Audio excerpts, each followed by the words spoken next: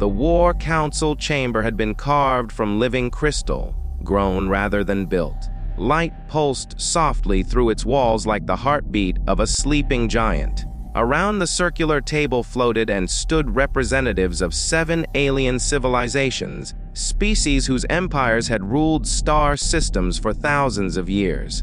At the very end of the chamber stood a single human, Captain Lewis Carter. His exo-armor was scratched and scorched from recent battles, hydraulic pistons humming quietly as he remained perfectly still.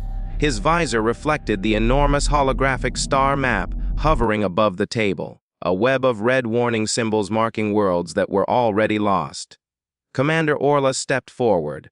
Her tall, willowy form shimmered with bioluminescent patterns that pulsed crimson, a universal signal of contempt among her species.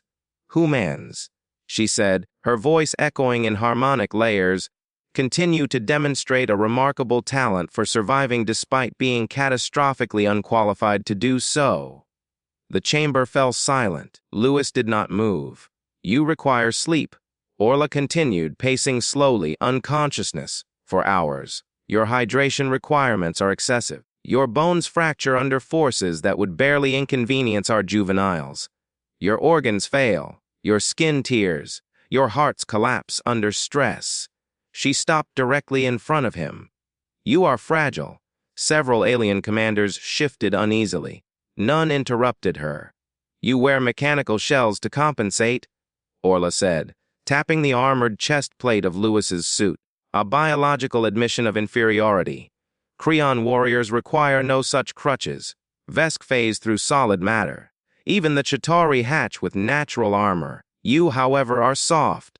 Her silver eyes narrowed. 3 human ships were lost in the last engagement because their crews panicked when life support fluctuated. My species can survive vacuum for 20 minutes. Humans die in seconds. Weak, the word hung in the air like a blade. Lewis slowly reached up and disengaged his helmet seals. The hiss of pressurization echoed through the chamber. He lifted his helmet off, revealing sweat, matted hair, and eyes that burned with something unreadable. Then, without a word, he began removing his armor. Piece by piece, chest plate, gauntlets, leg servos, heavy components struck the crystal floor with hollow clangs.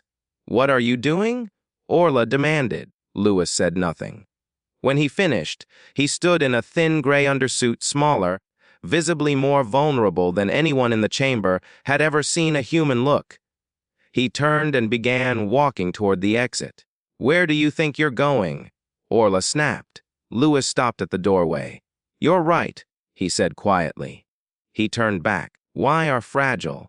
The chamber leaned in without realizing it. "What break? We bleed. We need air, water, warmth, rest. We have no claws, no venom, no psychic shields, no exoskeletons. Our lifespans are short. Our bodies fail easily."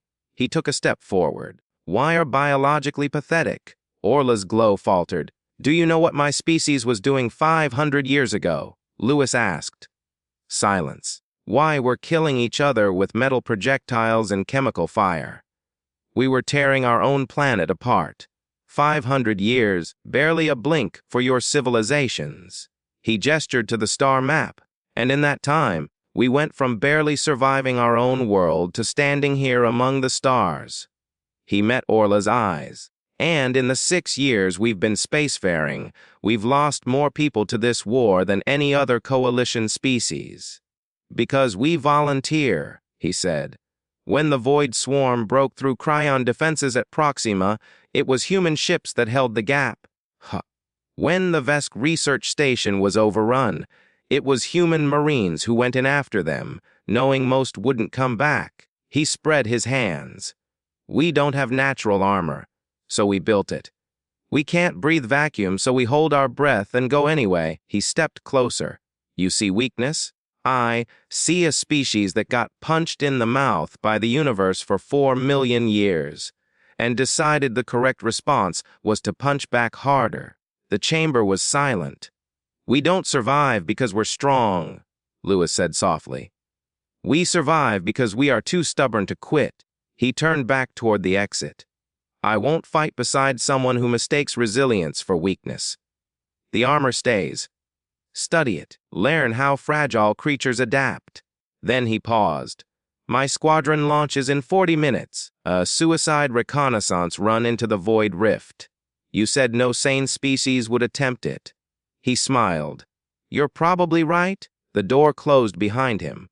The empty armor stood in the chamber like a monument. Orla stared at it. For a long time, her bioluminescence cycled through colors that had no names. Finally, she turned to her console. She typed a single word. SS. But the story did not end there. 40 minutes later, human strike craft tore out of the hangar bay like sparks from a grinder wheel. Lewis sat at the front of the formation, hands steady on the controls as the void rift grew larger on his display, a churning wound in space where stars bent and screamed. Sensors went haywire. Radiation alarms flared. No known species could survive inside it for more than seconds. Human ships plunged in anyway. Hull plating peeled away. Life support screamed. Crew members passed out and were revived with emergency injectors. One pilot lost pressure in his cockpit. He sealed it with duct tape. Another ship lost thrusters. A human engineer climbed outside the hull, barely tethered, and manually realigned them while holding his breath. They kept flying. Inside the rift, they found it. The Void Swarm's primary nest, a living fortress the size of a moon, and they transmitted its coordinates. As they fled, only 3 of the 12 ships made it back. Lewis's was one of them. He returned barely conscious, blood leaking from his nose, hands shaking uncontrollably. But the data he brought back allowed the coalition to plan a decisive strike. The war turned. Weeks later, Orla stood in the same chamber. This time she faced a new human delegation. Her bioluminescence pulsed not crimson but gold. Your species, she said, bowing slightly, has redefined our understanding of strength.